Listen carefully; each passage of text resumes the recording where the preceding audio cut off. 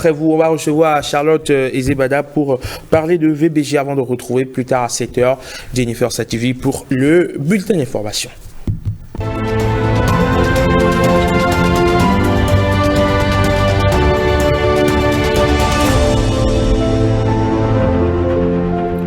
Charlotte Ezebada, bonjour. Bonjour Raymond. Comment allez-vous? Très bien.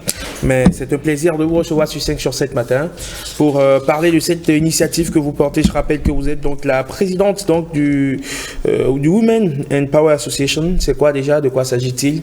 Alors, Women and Power Association est une organisation de jeunes filles qui travaille pour l'empouvoirment et la représentativité des jeunes filles et femmes aux instances de prise de décision. Donc, nous travaillons pour une déconstruction des stéréotypes sexistes de l'environnement et pour travailler également à ce que les jeunes filles sachent leurs responsabilités de participation au développement de leur communauté et de notre pays, le Bénin.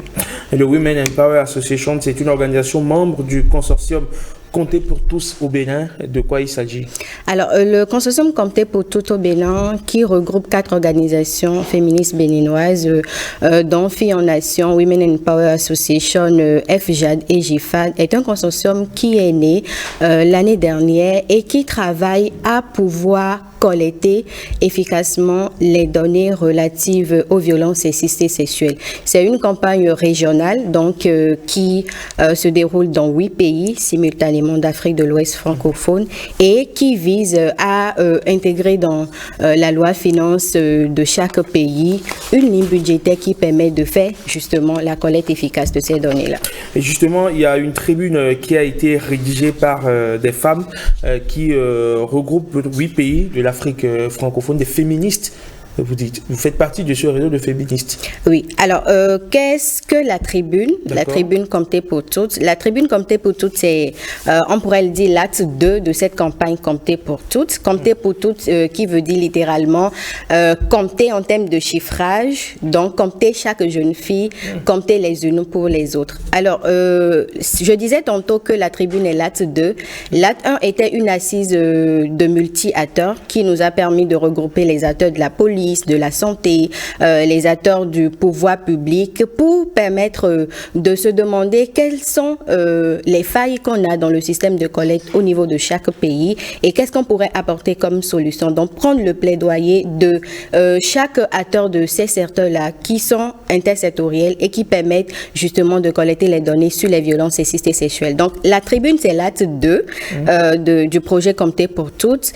Qu'est-ce que la tribune vise? C'est inciter les pouvoirs publics à investir, donc à inscrire, comme je le disais justement, dans la loi finance du pays ou des pays membres du Compter pour tous, une ligne budgétaire qui permet de faire la collecte, d'améliorer ou de mettre en place les systèmes de collecte. Par exemple, au Bénin, nous avons le CIDOFE qui fait un travail formidable de collecte de données sur les violences sexistes et sexuelles, mais est-ce que le système est efficace? Il faudrait qu'on puisse intégrer dans la loi finance une ligne budgétaire qui permet d'améliorer le fonctionnement de ce système-là.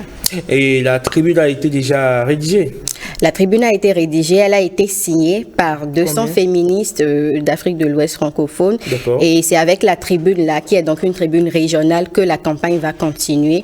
Et à l'approche, nous aurons bien sûr une campagne digitale qui va permettre de disséminer les actes de cette tribune-là. Vous êtes d'accord que ce n'est pas forcément en faisant du bruit en griffe que les choses vont changer? Quels sont les mécanismes underground que vous mettez en place pour justement aller négocier avec ceux qui ont le pouvoir de décider, notamment le ministre des Finances par exemple, qui défend la loi de finances devant le Parlement chaque année? Alors déjà, ce n'est pas en faisant du bruit, comme vous l'avez dit, on ne fait pas du bruit justement, puisque l'action a commencé, voilà, en griffe. Non, ce n'est pas du choc. Alors, je le disais tantôt, l'atelier, le projet a commencé par un atelier multi-acteurs, donc qui a regroupé toutes les parties prenantes qui entrent dans la chaîne de collecte de données sur les violences sexistes et sexuelles en République du Bénin et dans les autres 8 pays. Donc, il y a déjà une intégration de ces parties prenantes. Ce n'est pas juste les féministes qui se sont regroupées et qui font une campagne. Donc, il y a une intégration qui a pris en compte les réalités de chaque partie prenante et de leurs besoins.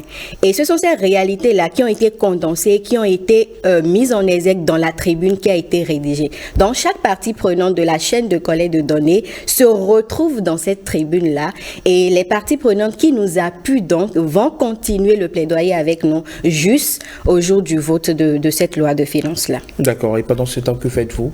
Pendant ce temps, après cette tribune qui est en train d'être diffusée dans les 8 pays d'Afrique de l'Ouest francophone actuellement, il y a le Niger, il y a le Burkina Faso, il y a le Mali, il y a la Côte d'Ivoire, il y a la Mauritanie et 3 autres pays. Alors, je le disais tantôt, après l'étape de disséminer cette tribune-là qui est en cours, il y a une campagne digitale qui sera organisée. Avant qu'on atteigne le vote de la loi finance, il y a une campagne digitale qui sera organisée et nous allons continuer le plaidoyer au niveau de chaque partie prenante afin d'inciter chaque décideur, chaque entité à pouvoir travailler à ce qu'on ait cette ligne budgétaire-là dans la loi finance. D'accord. Avant de vous laisser filer, les féministes, de quoi il s'agit?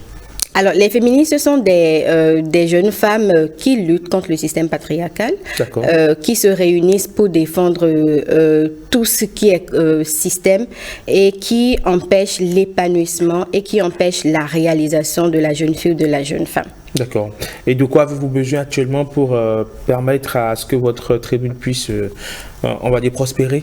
Alors, il y a un travail formidable qui se passe actuellement. La dernière fois, nous avons eu une conférence avec les acteurs des médias afin de pouvoir les mobiliser. Il y a une conférence de presse également qui sera dans les tâches que nous allons exécuter très prochainement. De quoi nous avons besoin? Nous avons besoin que les médias, comme le RTB, participent à la diffusion ou à parler autour de cette tribune-là, autour des actions et à inciter les pouvoirs publics à pouvoir nous écouter, nous entendre et véritablement intégrer dans la loi finance une ligne budgétaire claire qui permette de mettre en place les systèmes de collecte, qui permet également de mettre en place des méthodologies pour une collecte et une analyse des données qualitatives et quantitatives autour des violences sexistes et sexuelles. Pour ce que vous faites au Bénin, quels sont vos rapports avec l'INF, l'Institut national de la femme?